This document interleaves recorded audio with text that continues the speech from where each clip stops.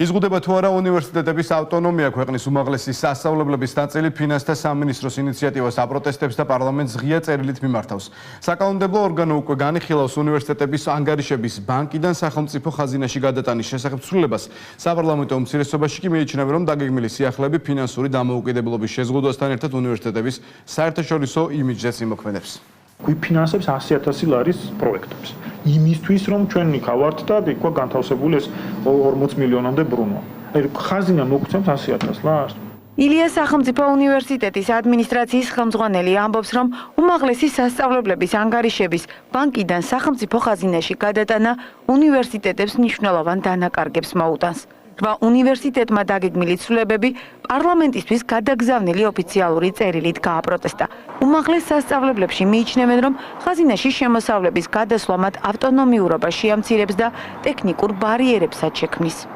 გარანტია იმისა, რომ ჩვენ დაცული ვიქნებით რაღაცა ტიპის სურვილებისაგან, არ ვამბობ, რომ მაინც ბოროტი იქნება ეს სურვილები, აღარ იარსება. ბიუროკრატიის დამატებით რგოლით ჩნდება.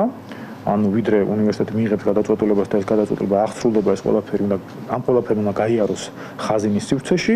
ფინანსთა მინისტრმა დღეს ცვლილებების მიზანი კიდევ ერთხელ განმარტა და განაცხადა, რომ უნივერსიტეტებს ხაზინის პარალელურად ანგარიშების გახსნა კომერციულ ბანკებში შეეძლებათ. ნოდარ ხადური ამტკიცებს, რომ ინიციატივა უნივერსიტეტების ნაწილისათვის მისაღებია. ერთ-ერთმა მათგანმა აკაკი წერეთლის უნივერსიტეტის რექტორმა ტელევიზიით გამოვიდა და მოიწონა ის პროექტი, რომელიც ფინანს სამინისტრომ წარუდგინა. არავითარ ავტონომიურობას ამით საფრთხე არ ემუქრება, საჯარო ფინანსების აღრიცხვის გაუმჯობესება არავის ავტონომიას არ არღვევს და არც დაარღვევს.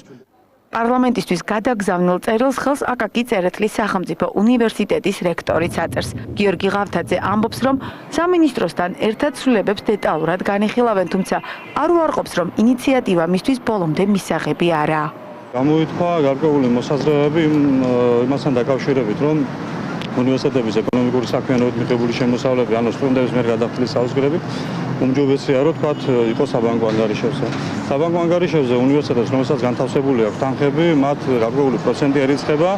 სასურველია, რომ ის გამონაკლისს, რაც დაშვებული იქნა გამეორება მიწევს მარეგულირებელი კომისიებისა, გავრცელდეს უნივერსიტეტებს, რომლებსაც არის ესეთი განწყობა და ამაგდროულად ეს არის განსაკუთრებული სტატუსი ქონა საჯარო სამართლის იურიდიული პირი. ივანე ჯავახიშვილის სახელობის თბილისის სახელმწიფო უნივერსიტეტის რექტორი კი აცხადებს, რომ ფინანსთა სამინისტრომ მათ კითხვებს უკვე უპასუხა. ლადო პაპავასთვის უნივერსიტეტების ნაწილის მიმართვა პარლამენტისადმი გასაკვირი აღმოჩნდა.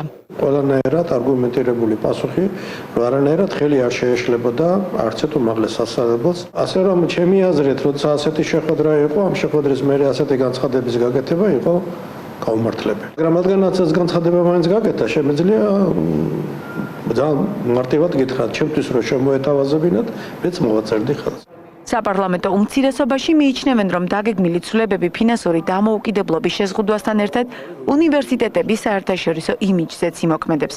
საფინანსო საბიუჯეტო კომიტეტის თავმჯდომარე კი ირწმუნება, რომ მსგავსი საფრთხეები არ არსებობს. თვითონ ხარჯვაში მათ შეფერხება არ ექნებათ, ანუ ეს ანგარიში ხაზინაში კი გადმოდის და ანგარიშ სწორებები იქნება ხაზინის ანგარიშიდან, ის დროში შეზღუდული არა, როგორც კი მოინდომებენ, იმავე წამს გახორციელდება. სრულიად გაუგებარია, რატომ უნდა გადავიდეს მთელი თანხები ხაზინაში, მაშინ, როდესაც სახელმწიფო არ აძლევს უნივერსიტეტებს არც ერთ კაპიტალს. სერიოზულ ზიანს აყენებს როგორც უნივერსიტეტების საერთაშორისო იმიჯს, ისე ქვეყნის საერთაშორისო იმიჯს. საბიუჯეტო კოდექსში დაგეგმილი ცვლილებების თანახმად სახაზინო მომსახურებაზე არ გადავლენ მარეგულირებელი კომისიები, ასევე ეროვნული ბანკი.